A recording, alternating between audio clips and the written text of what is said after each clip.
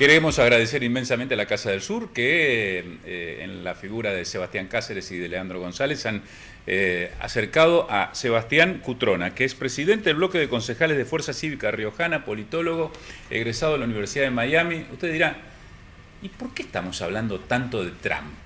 Si esto es la Argentina, estamos en Santa Fe, ¿por qué estamos hablando tanto de Trump, Sebastián? Buenas noches. Muy buenas noches. Antes que nada, gracias por la invitación.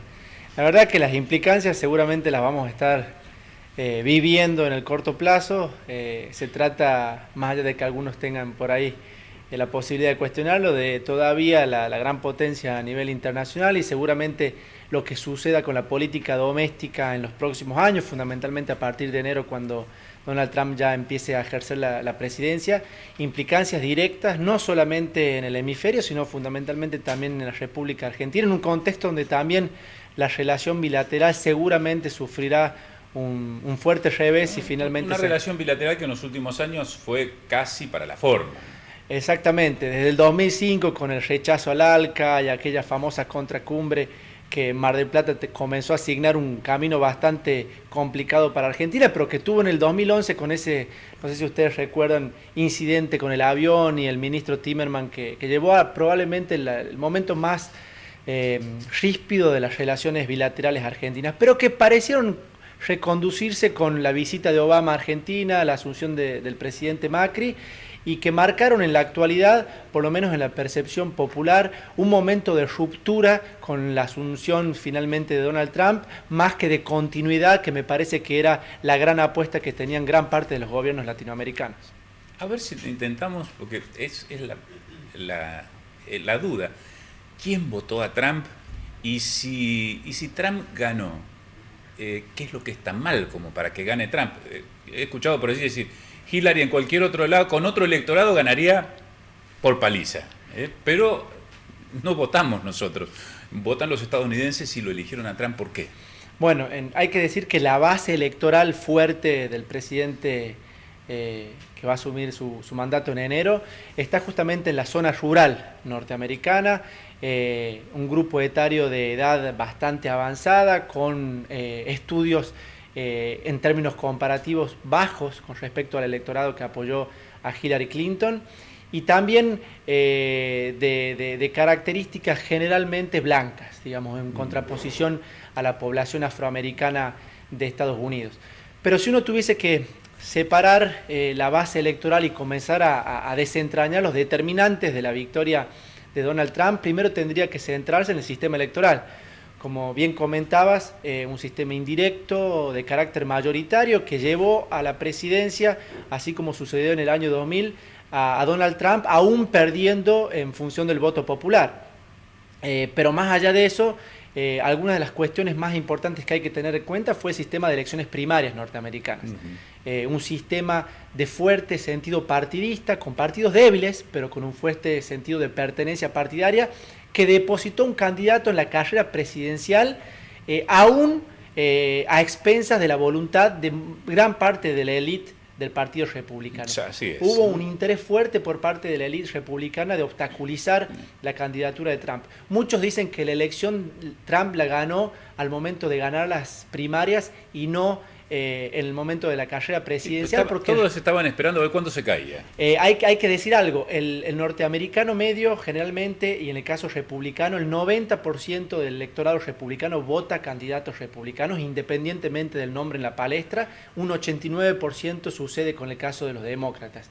Con lo cual, el sentido partidario es lo que ha terminado signando las elecciones presidenciales, y un tema fundamental que me parece que es transversal no solamente a la sociedad norteamericana, pero que también hemos podido ver en Europa, el resentimiento contra los grupos minoritarios. Hay una encuesta que me parece a mí muy interesante mencionar.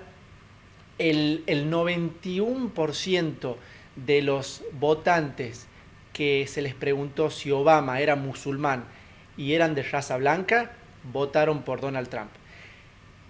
Fue el elemento más importante a la hora de definir el voto, incluso por encima de su situación económica, de la movilidad laboral y de los acuerdos comerciales, que fueron algunos de los argumentos que utilizaron algunos analistas para poder comenzar a individualizar los determinantes de la elección norteamericana. Pero él, cuando digo él, el presidente electo apeló a esos sectores diciendo a ustedes que perdieron el trabajo por los acuerdos transnacionales, los acuerdos suprarregionales, a ustedes que perdieron el trabajo, que perdieron sus hipotecas, a ellos les habló y fueron los que los votaron. Es decir, hay algo que independientemente de lo que mencionabas, esto es el carácter racista, estaba la economía, y la economía evidentemente no derramaba como se pensaba, o por lo menos no llegaba a estos sectores. Exactamente, la reconversión que tuvo la matriz productiva norteamericana fundamentalmente durante los últimos 20 años, una movilidad del sector industrial al sector de los servicios y la industria del conocimiento, claramente desplazó un sector social que en otro momento ubicó el eje central dentro de la política económica norteamericana. Fueron los grandes perdedores de la globalización, como algunos lo pudieron denominar. Y efectivamente fueron quienes también compitieron con la mano de obra barata inmigrante que provenía de los países del sur. Individualizaron como los grandes responsables de esa situación económica a quienes llegaron a Norteamérica a buscar su futuro. Y ese fue por ahí el elemento transversal que terminó definiendo las elecciones, con otro punto importante que siempre hay que tener en cuenta, el rol de los medios de comunicación. La élite republicana intentó por todos los medios persuadir a gran parte de los medios de comunicación para obstaculizar la candidatura de Trump. Bueno, Trump pudo hacer una especie de bypass. Pero utilizando... lo que uno pudo leer es que en ese mofarse de Trump se aprovechaba de los segundos en tele que le daban los medios de comunicación como para llegar a la gente. Exactamente, y un electorado también ávido de figuras nuevas, los famosos outsiders en la política. Al igual que está sucediendo y que ha sucedido en muchos lugares de Europa y de América Latina, el capital que uno pueda llegar a acumular en otras áreas de la vida social es transferible a la política. Eso no sucedía durante muchos años, por lo menos en nuestro continente, y hoy hay gente de otros ámbitos de la vida social y cultural que pueden extrapolar y transferir ese capital a la política, y el caso de Trump fue concreto. Hay que pensar también que estamos hablando de una figura política errática. Hasta el año 1987 formó parte del Partido Demócrata, después del año 87 al año 1999 formó parte del Partido Republicano, del 99 al 2001 se afilió al Partido de la Reforma, un partido minoritario y estadual, volvió al Demócrata y en el año 2009 tomó la decisión final de volver a las filas del Partido Republicano. Con lo cual, ahí es donde comienza también a romperse un poco la lógica de partidos en un país que también se ha caracterizado por tener esas dos grandes figuras del Partido Republicano y Demócrata. La pregunta es, y ya que has estudiado en la Universidad de Miami, ¿por qué un sector de los latinos o por qué Miami, ¿no?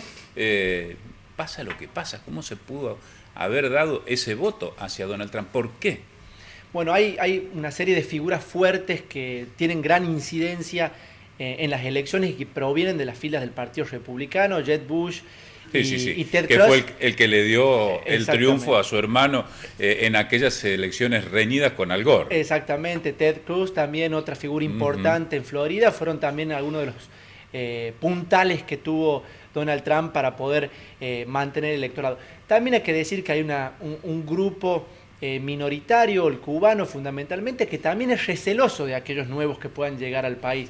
Y por ahí las medidas contra la inmigración que son está bien para mí, pero no hasta aquí nomás. Por ahí para la sociedad más cosmopolita, con inmigración en las últimas décadas, es percibido de manera favorable, pero para aquellos que quieren resguardar su situación, una llegada masiva de nuevos ciudadanos norteamericanos siempre se puede transformar en competencia. ¿Eso podía haber ocurrido con Hillary Clinton? La verdad que si uno ve la base electoral de Hillary Clinton, es mujer fundamentalmente, digamos el género femenino ha sido el principal apoyo. Rompiendo varias reglas, ¿no? Primero un presidente negro, podría haber sido una presidenta Todos mujer. Pensábamos, me parece que venía por ese lado. Después la población blanca, pero con altos estudios, digamos un 60% de aquellos que tenían un título universitario decidieron apoyar a Hillary Clinton. Y rompieron muchas lógicas, digamos. El aparato estatal no funcionó, incluso hubo una denuncia del propio FBI contra Hillary Clinton. ni incluso la figura del presidente, con altos índices de apoyo, casi 60%, pudieron quebrar la balanza a favor de Hillary Clinton. Siempre hay que decir también que la candidata ayudaba poco. Exactamente, que la candidata no tenía el peso que tuvo Barack Obama en su momento, ni siquiera su propio esposo también pudo hacer presión para que finalmente tuviera un desenlace favorable para ella.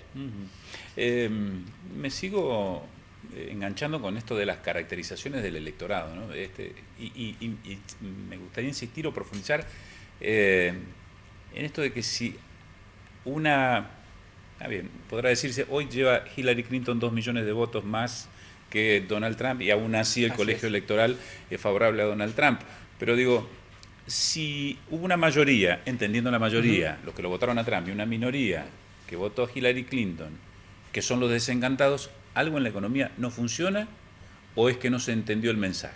Bueno, en esa percepción de la situación y determinantes del voto en una gran encuesta que se realizó a posteriori de la elección, hablaban que el 50% del voto había estado determinado por la situación económica. Lo que mayormente le preocupaba, y quiero volver a eso, era el resentimiento de esos grupos minoritarios, que lógicamente está relacionado con la situación económica, porque la percepción del inmigrante de alguna u otra manera puede ser percibida como un competidor en el área económica.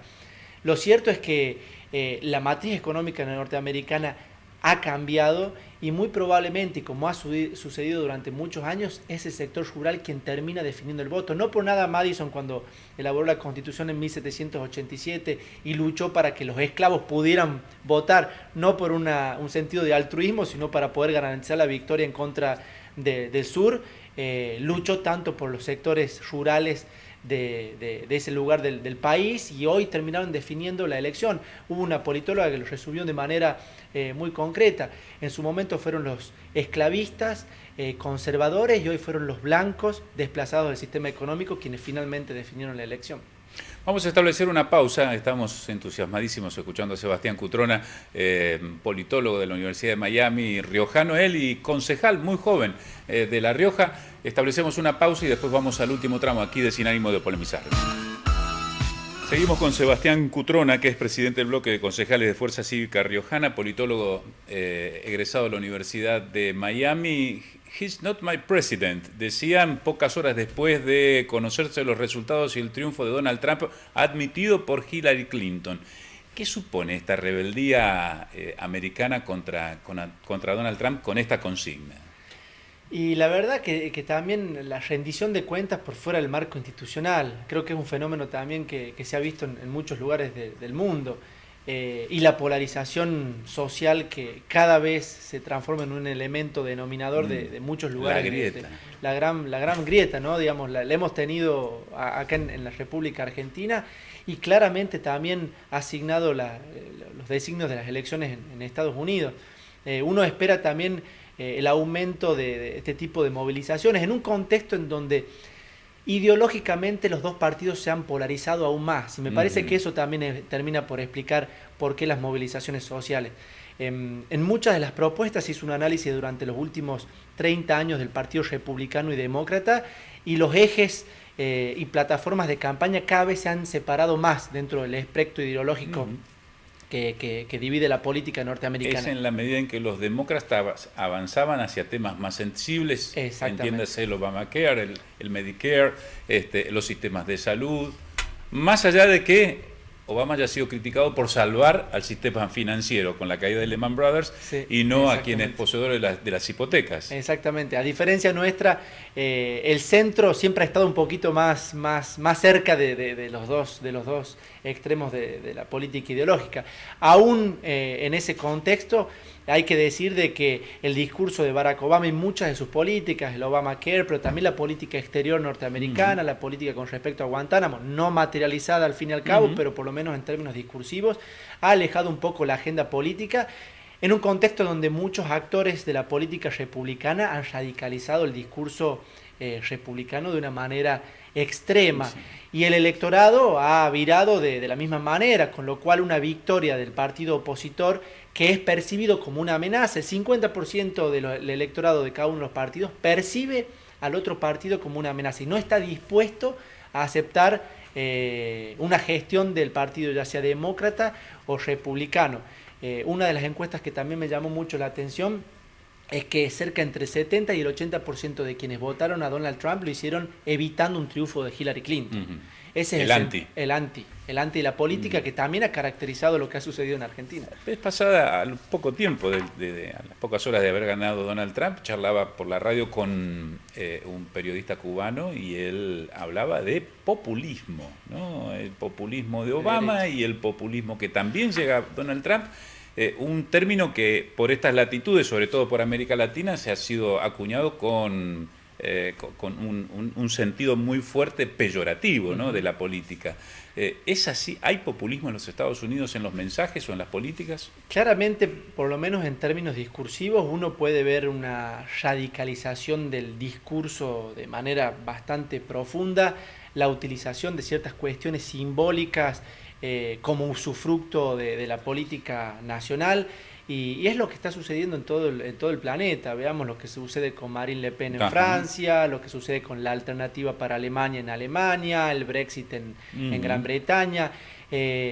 Un discurso bastante corrosivo desde el punto de vista, al menos de la palabra, que habrá que ver qué correlato tiene con la praxis política, ¿no es cierto? Uno espera que el presidente electo pueda llegar a cierta dosis de pragmatismo a la hora de llevar adelante su gestión, que esa es la gran preocupación que tienen gran parte de los líderes latinoamericanos. Una cosa es cuando fue candidato, otra cosa cuando fue electo presidente, otra cosa cuando se siente en el Salón Oval. Exactamente, por lo menos entre el periodo, hace un par de días ya dio una entrevista donde dijo que el muro lo va a construir con México y que va a encargarse de que Felipe Calderón sea quien financie parte de esa obra pública.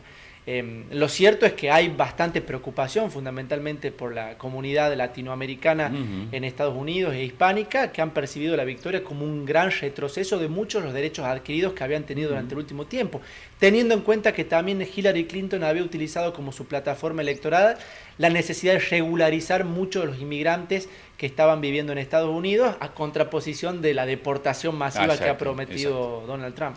¿Y cómo debe leerse estos guiños que hacen desde que Trump era candidato entre Vladimir Putin y el presidente electo? Bueno, que se miran con simpatía lo que uno entiende que son enemigos o por lo menos adversarios o que se encuentran en las antípodas. La verdad que es preocupante el apoyo a los líderes autoritarios, digamos. No solamente lo he hecho con Putin, también lo he hecho con Al-Assad en Siria, digamos. Ha tenido por lo menos una retórica a favor de los gobiernos autoritarios que ha sido bastante interesante. En términos de la política internacional, si uno ha visto lo que viene sucediendo en los últimos años, podría significar un deshielo definitivo de la gran controversia que han venido manteniendo Rusia y Estados Unidos, que si bien desde el punto de vista militar y político se había ya comenzado a descomprimir en términos económicos, estaban en un gran conflicto comercial que había mantenido. Lo que preocupa en este otro caso, más que el caso de Rusia, va a ser la actitud con China, a quien sí Donald Trump ha individualizado como uno de los potenciales adversarios y ya se ha encargado de decir, por ejemplo, que el acuerdo del Transpacífico no va a proliferar. Con lo cual nos deja a nosotros bien descolocados, porque nos corrimos del Mercosur y de la UNASUR para el Transpacífico y ahora pareciera que no es tan así. Así es, eso me parece que también es producto de la falta de una política exterior independiente de lo que suceda en términos internacionales, o por lo menos que pueda elegir alguna directriz a largo plazo. Hoy conversábamos con los chicos en el debate y la verdad que hay un sector de la Argentina que probablemente esté preocupado, que es el sector agropecuario, la producción y las exportaciones hacia Estados Unidos en un contexto donde el presidente electo ya adelantó de que va a aumentar los niveles arancelarios y que va a proteger la industria doméstica, teniendo en cuenta también que fue apoyado por el sector de los farmers en Estados Unidos.